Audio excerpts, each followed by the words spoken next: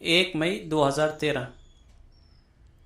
سورہ بنی اسرائیل، سورہ نمبر 17، آیت نمبر 84 ہے۔ قل کل یعمل علی شاکلتی فربکم اعلم بمن هو اہدی سبیلا۔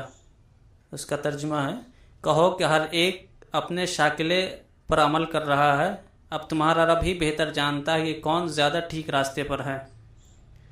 مولانا، شاکلہ کیا ہے اور اس کا ہدایت سے کیا تعلق ہے، وضاحت کریں۔ بسم اللہ الرحمن الرحیم۔ دیکھیے، یہ جو آیت ہے، میں سمجھتا ہوں کہ وہ اس اعتبار سے بہت زیادہ اہم ہے کہ اس سے معلوم ہوتا ہے کہ قرآن سے ہدایت پانے کے لیے سب سے ضروری شرط کیا ہے۔ اس آیت کے مطابق وہ شرط یہ ہے کہ آدمی کا شاکلہ صحیح شاکلہ ہو۔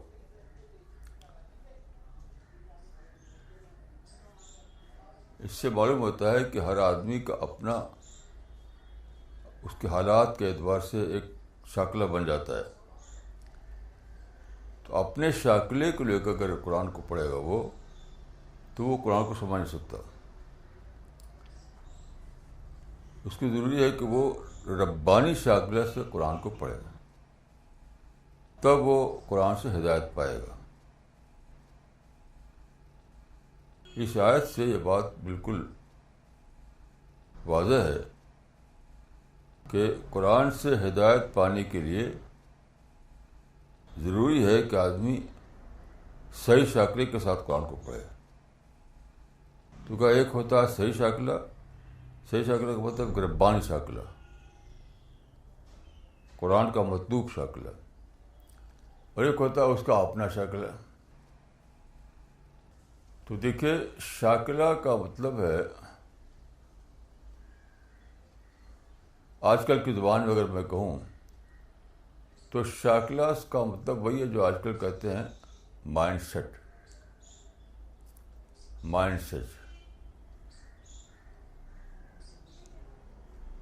تو دیکھیے، مائنڈ سیٹ جو ہے ہر ایک کا اپنا ہوتا ہے۔ آدمی کسی ماحول میں پیدا ہوتا ہے، کچھ لوگوں کے درمیان رہتا ہے، اس کی تعلیم ہوتی ہے، وہ دیکھتا ہے، سنتا ہے، جانتا ہے، یہ سب ایک ماحول ہوتا ہے اس کا، جس میں وہ پیدا ہوتا ہے، اس میں بڑھتا ہے۔ تو ہوتے اس کا ایک مائنڈ سیٹ بن جاتا ہے ہر آدمی کا۔ اسی مائنڈ سیٹ کو اس میں کہا گیا ہے شاکلہ۔ تو آیت کا مطلب یہ ہے کہ ہر آدمی اپنے حالات کے لحاظ سے ایک مائنڈ سیٹ میں جی رہا ہے، تو اسی کو لے کر اگر قرآن کو پڑھے گا وہ تو کچھ نہیں سمجھے گا۔ تو سب سے پہلے آدمی کو یہ کرنا ہے کہ اپنے شاکلہ کو درست کرے، پھر وہ قرآن کو پڑھے گا تو سمجھ پائے گا۔ اس سے یہ بات نکلتی ہے کہ قرآن فہمی کے لیے پہلی جو چیز درکار ہے وہ سلبی صفت ہے، ایجابی نہیں۔ لوگ قرآن فہمی کے لیے ایجابی صفتیں بتاتے ہیں۔ میں سمجھتا ہوں کہ پہلی شرط سلبی صفت ہے، یعنی اپنے شاکلے کو توڑنا، اپنی ڈی کنڈیشننگ کرنا۔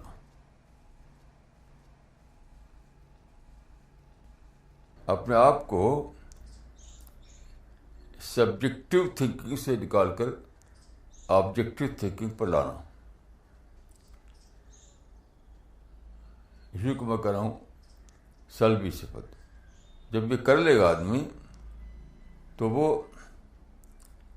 گویا اس قابل ہو جائے گا کہ قرآن کو پڑھے تو سمجھتا چلا جائے۔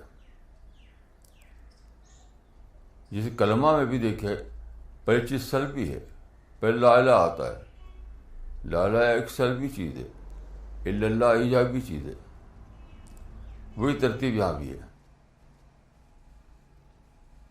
اب میں آپ کو کچھ مثالوں کے ذریعے اس کو واضح کرتا ہوں۔ چند شاکلے کو لیجیے، جیسے ایک معروف شاکلہ ہے جس کو ہم کہیں گے فلسفیانہ شاکلہ، یعنی فلسافیکل مائنڈ سیٹ۔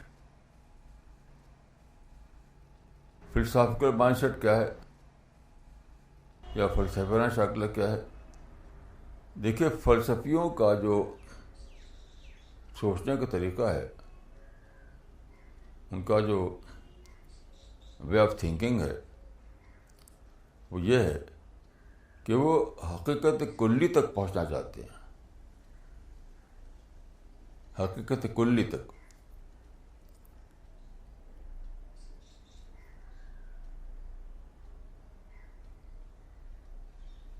یعنی آخری حد تک جان لینا کہ جیسے انسان کی تخلیق کس لیے ہوئی، تو ایک فلسفی نے، ایک فرانسیسی فلسفی نے کہا کہ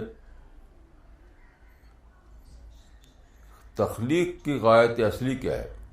غایت اصلی کے لیے اسے لفظ استعمال کیا ریزاں دیترا، اس کا مطلب ہے غایت اصلی۔ تو جب تک آپ یہ نہ جان لیں کہ غایت اصلی کیا ہے انسان کی تخلیق کی، تب تک آپ کوئی بات سمجھ نہیں پائیں گے۔ تو گویا کہ فلسفی جو ہے وہ چاہتا ہے کہ چیزیں اپنی کلی نوعیت کے اعتبار سے اس کے علم میں آ جائیں۔ تو یہ اس مائنڈ سیٹ کو لے کر کے وہ قرآن کو پڑھے گا تو کچھ سمجھ نہیں پائے گا۔ کیوں؟ دیکھیے، قرآن صاف صاف کہتا ہے کہ وما اوتیتم من العلم الا قلیلا، یعنی انسان کو دیا گیا ہے علم قلیل، لمیٹڈ نالج۔ لمیٹڈ نالج کے معنی ہے آپ کو جو مائنڈ دیا گیا ہے وہ مائنڈ صرف لمیٹڈ دائرے ہی میں جان پاتا ہے، لمیٹڈ دائرے میں۔ ان لمیٹڈ دائرے میں آپ چاہیں گے آپ اپنے مائنڈ کو عالم بنانا تو آپ کر نہیں پائیں گے، کیونکہ اس کی صلاحیت ہی نہیں ہے آپ کے دماغ میں۔ اس لیے کیا کرنا ہے؟ آپ کو یہ کرنا ہے کہ جو باتیں آپ کے دماغ کی ساخت کے اعتبار سے آپ کے دائرے کی ہیں، اس میں تو آپ بھرپور کوشش کیے جاننے کی، لیکن جو چیزیں آپ کے دائرے کے باہر کی ہیں وہاں پر آپ اجمالی علم پر قناعت کیجیے۔ جسے الذین یؤمنون بالغیب، غیب پر ایمان دیکھیے اجمالی ہی ہو سکتا ہے۔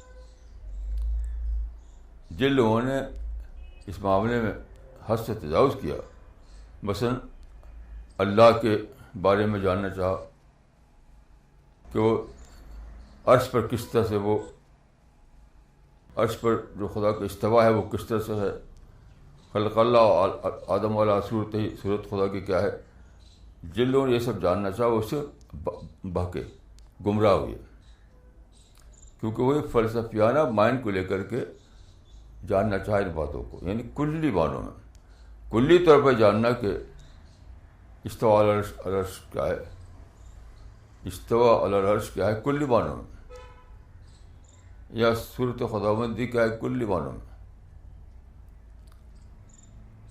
یا موت کے بعد برزخ جو ہے کلی معنوں میں، تو آپ جان نہیں سکتے، صرف اجمالی طور پر آپ جان سکتے ہیں اس چیز کو۔ اس سے کیا معلوم ہوا کہ اگر آپ فلسافیکل شاکلہ لے کر کے قرآن کو پڑھیں کہ چیزوں کا کلی اعتبار سے جاننا ہے آپ کو، تو آپ کو صرف مایوسی ہوگی، کنفیوژن ہوگا۔ تو صحیح شاکلہ کیا ہے؟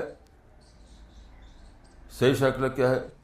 صحیح شاکلہ یہ ہے کہ چیزوں کی دو قسمیں ہیں، چیزوں کی دو قسمیں ہیں۔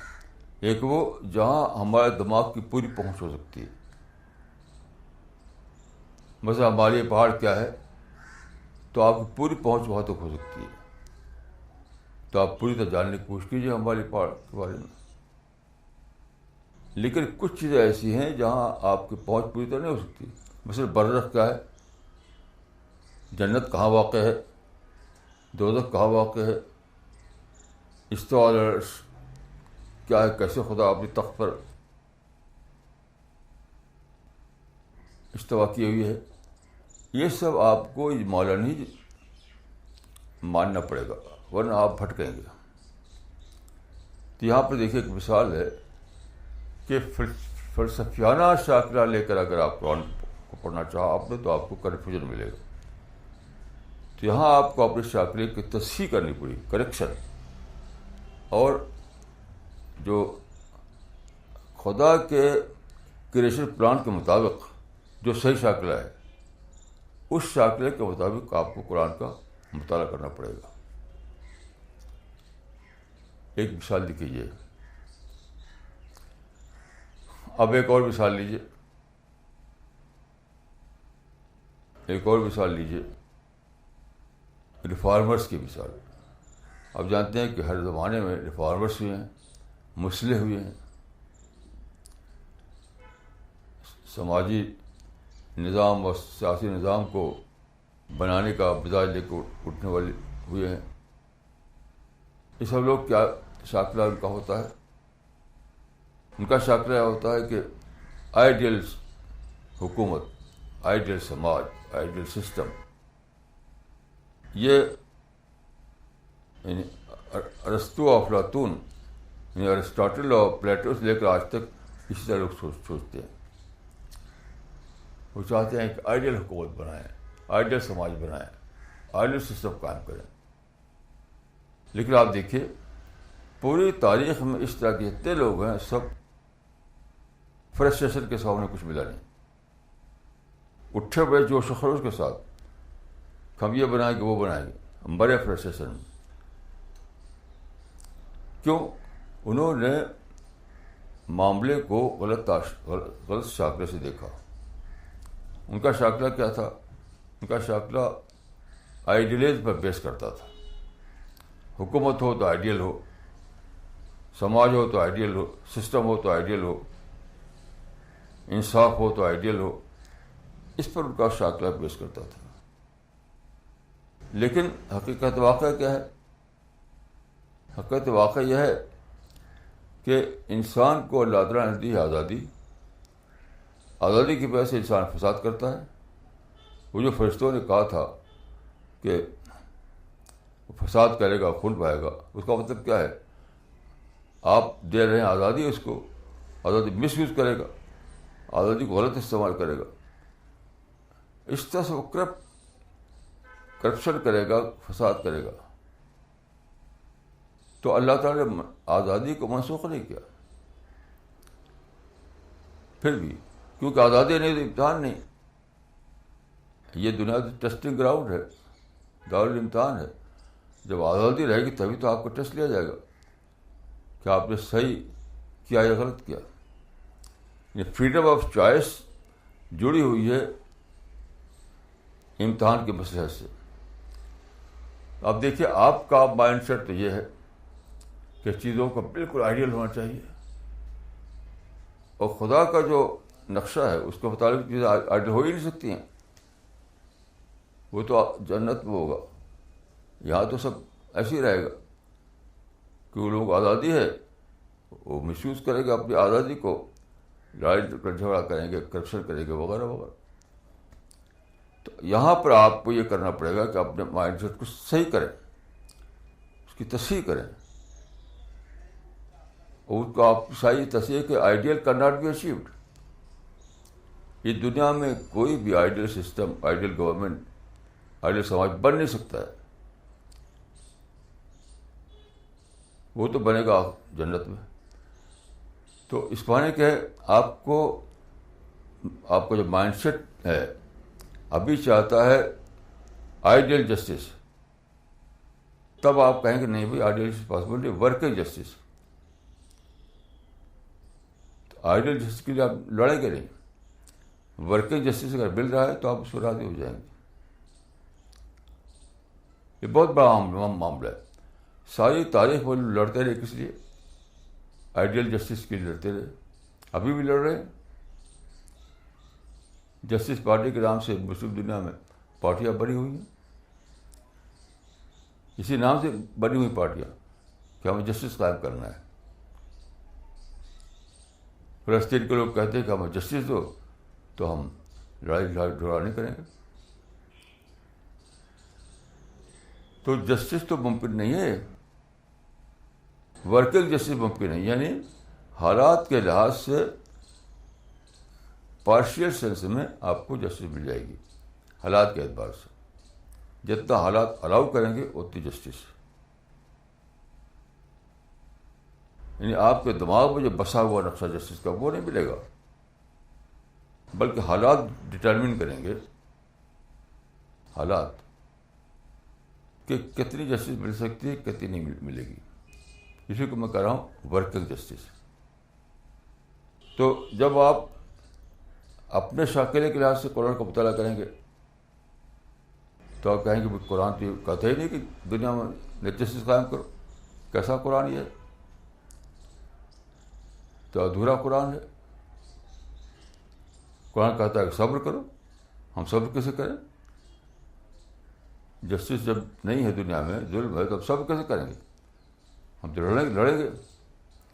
لیکن جب آپ اس نظریے سے دیکھیں گے قرآن کو کہ قرآن کا جو کریشن پلان ہے اس کا مطلب ہے کہ انسان کو آزادی ملی ہوئی ہے. آزادی ہے تو مس یوز، آزادی کا مس یوز بھی ہے. تو اس لیے صرف ورکنگ جسٹس ہی پاسبل ہے. تو ورکنگ جسٹس پر راضی ہو کر کے آپ دوسرے کام کریں گے. آپ تعلیم کے لیے کریں گے، دعوت کے لیے کریں گے، تعمیری کام. نہیں تو تعمیری کام کچھ نہیں ہوگا، بس لڑائی چلتی رہے گی. تو ایک ہے شاکلہ ریفارمر کا، مصلح کا. وہ شاکلہ جو ہے صحیح نہیں ہے. دوسرا شاکلہ ہے وہ جو قرآن کے جو اللہ تعالیٰ کے تخلیقی نقشے کے مطابق بنتا ہے، وہ شاکلہ. تو آپ قرآن کو اگر سمجھنا چاہتے ہیں، قرآن کی حکمت کو، قرآن کی وژڈم کو، قرآن کی معنویت کو، تو آپ کو اپنے شاکلے کو بدلنا پڑے گا. اگر نہیں بدلیں گے تو کچھ سمجھ نہیں پائیں گے. ایسے ہی دیکھیے ایک شاکلہ ہے قومی شاکلہ، جسے آج کل کہتے ہیں مسلم ایمپاورمنٹ، ملی ورک، تعمیر ملت. یہ سب جو الفاظ بولتے ہیں یہ کیا ہے؟ یہ قومی شاکلے کے تحت نکلے ہوئے الفاظ ہیں. اب دیکھیں قومی شاکلے میں کیا ہوتا ہے. قومی شاکلے میں یہ ہوتا ہے کہ لوگ جو ہے اپنے قوم کی جو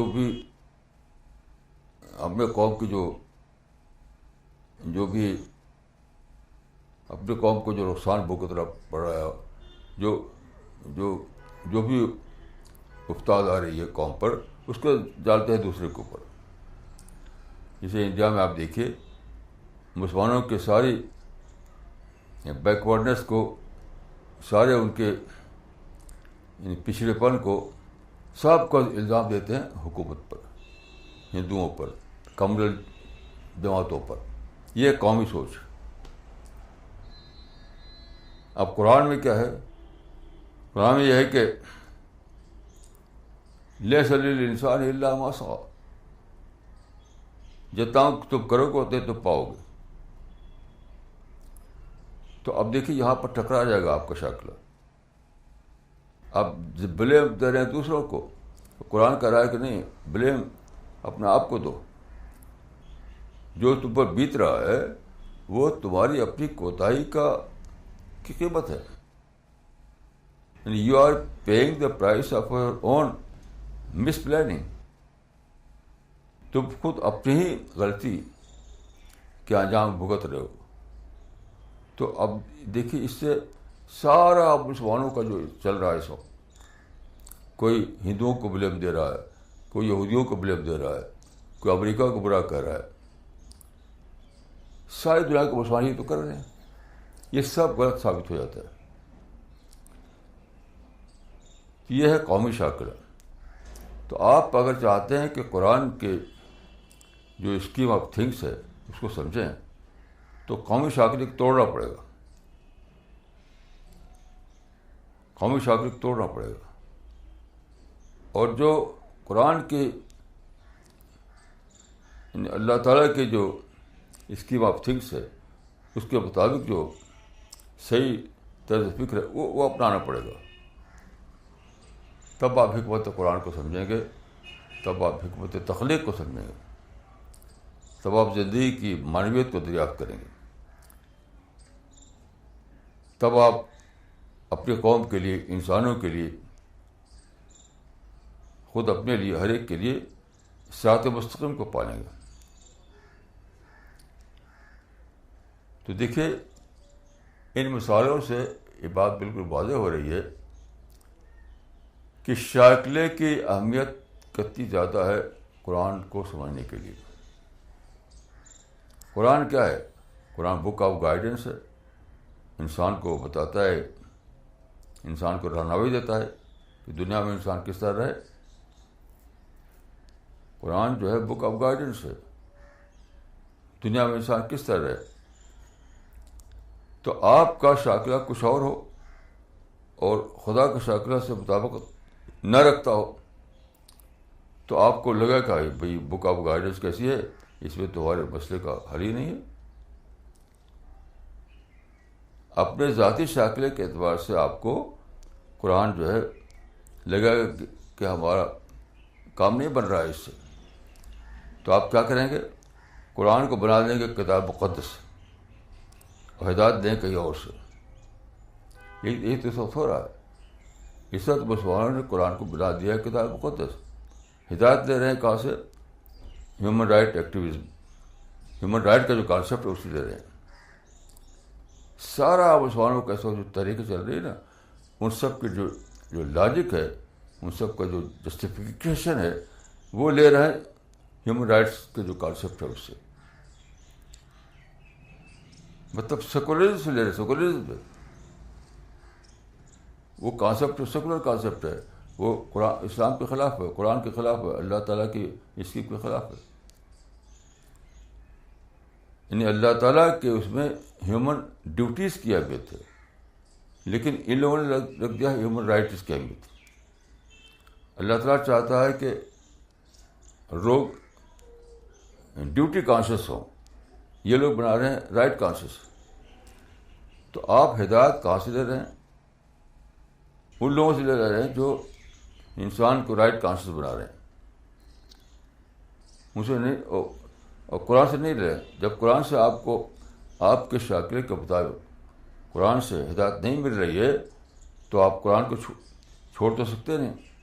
تو آپ نے کیا کیا کہ بس تلاوت کی کتاب بنا دیا، ہولی بک بنا دیا، جو دان رکھ کر لپیٹ دیا اوپر طاق پر، اور ہدایت لینے لگے آپ کس سے؟ جو آپ کے شاکلہ سے مطابقت والا تھا، یعنی ہیومن رائٹ کا جو کانسیپٹ ہے. سارے مسلمان جو اسے چل رہے ہیں نا وہ ریفرنس دیتے ہیں کس کا؟ ہیومن رائٹس کا. ہمارے حقوق نہیں مل رہے ہیں، ہمارے حقوق کے بارے میں ہمارے ساتھ امتیاز کیا جا رہا ہے، ہمارے حقوق پامال کیے جا رہے ہیں. یعنی ان کی جو لاجک ہے، ان کے جو جسٹیفیکیشن نکالتے ہیں جہاں سے اپنی تحریکوں کا، سب نکالتے ہیں ہیومن رائٹ کے کانسیپٹ سے، اسلام سے، قرآن سے نہیں. کیونکہ یہاں تو ہیومن ڈیوٹیز کا کانسیپٹ ہے. تو آپ کا شاکلہ اگر صحیح ہو تو آپ قرآن میں پڑھ کر کے آپ کو ہدایت ملے گی. آپ کہیں بھائی لوگوں کو ڈیوٹی کانشیس بناؤ.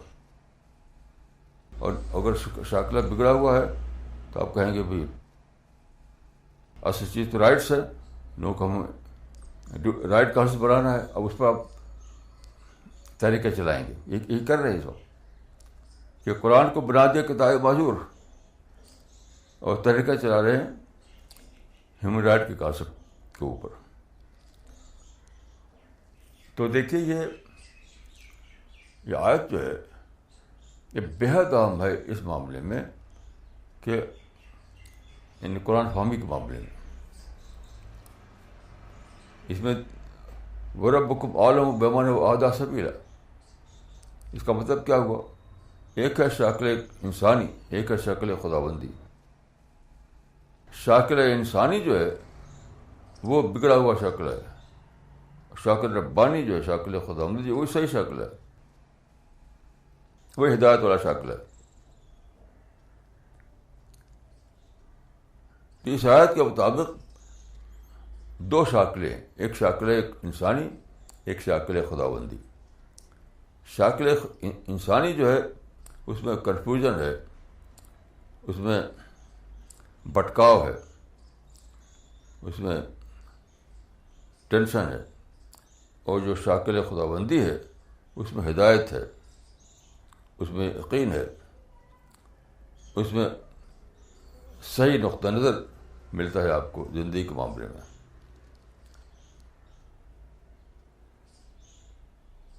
تو میں سمجھتا ہوں کہ قرآن کی یہ آیت جو ہے اگر تفسیروں میں آپ پڑھیں تو کچھ نہیں ملے گا آپ کو.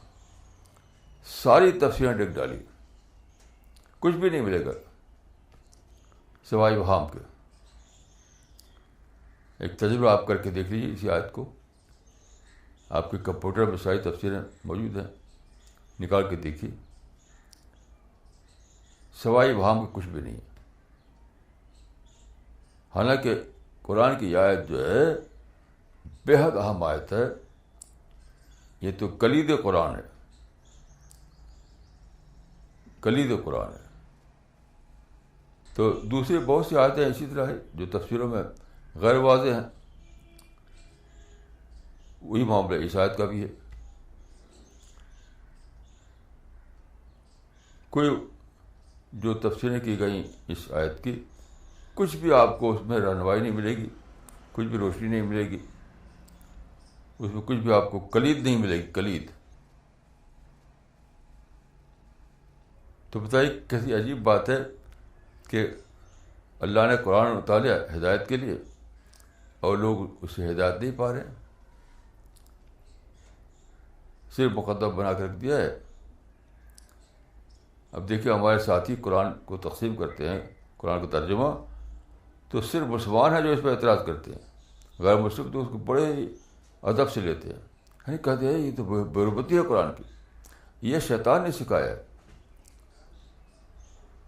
کہ چونکہ اصل قرآن کو چھوڑ رکھا ہے تو شیطان اس طرح لوگوں کو اس فالس یقین میں مبتلا کرتا ہے کہ ہم تو بہت قرآن کا خیال کرتے ہیں، ہم اس کی حرمت کا اتنا خیال کرتے ہیں. انہیں فالس کنوکشن میں مبتلا کر رکھا ہے تاکہ یہ احساس نہ ہو کہ ہم قرآن کے بارے میں کمی کر رہے ہیں. تو بہرحال اس آیت پر آپ حضرات غور فرمائیے اور اپنے شاکلہ کو درست کیجیے، اپنے شاکلہ کو توڑ کر کے، اپنے ذاتی شاکلہ کو توڑ کر اس کو ربانی شاکلہ بنائیے ہر پہلو سے. تب آپ کو قرآن سے روشنی ملے گی، قرآن سے ہدایت ملے گی، قرآن سے صراط مستقیم ملے گی. میری دعا ہے کہ اللہ تعالیٰ ہم کو اور آپ کو اس آیت پر صحیح عمل کرنے کی توفیق عطا فرمائے. السلام علیکم ورحمۃ اللہ وبرکاتہ. فرحات احمد سلفی عمری، دہلی. مولانا آج آپ نے جو شاکلے کی تشریح کی وہ اس سے پہلے میں نے نہیں سنا کسی سے بھی، اور آپ نے جو بتایا کہ قرآن کتاب ہدایت ہے اس کے باوجود لوگ مسلمان اس سے ہدایت حاصل نہیں کر پا رہے ہیں. اس کی وجہ یہ ہے کہ انہوں نے خود ساختہ طور پر ایک قومی شاکلہ بنا لیا اور اسی بنیاد پر قرآن کو سمجھنا چاہتے ہیں، اور جب ان کو اپنی غذا نہیں مل پا رہی ہے تو انہوں نے اس کو کتاب مقدس بنا کر دوسری کتابوں سے اپنے شاکلے کے لیے غذا فراہم کرنی شروع کر دی. تو یہ بھی میں پہلی مرتبہ سنا مولانا، اور بہت ہی عبرت کی بات ہے. تو بس اللہ تعالیٰ سے یہی دعا کرنی چاہیے کہ اللہ تعالیٰ ہم لوگوں کو خدا کی تھنگ آف اسکیم کے مطابق شاکلہ بنانے کی توفیق دے. آمین.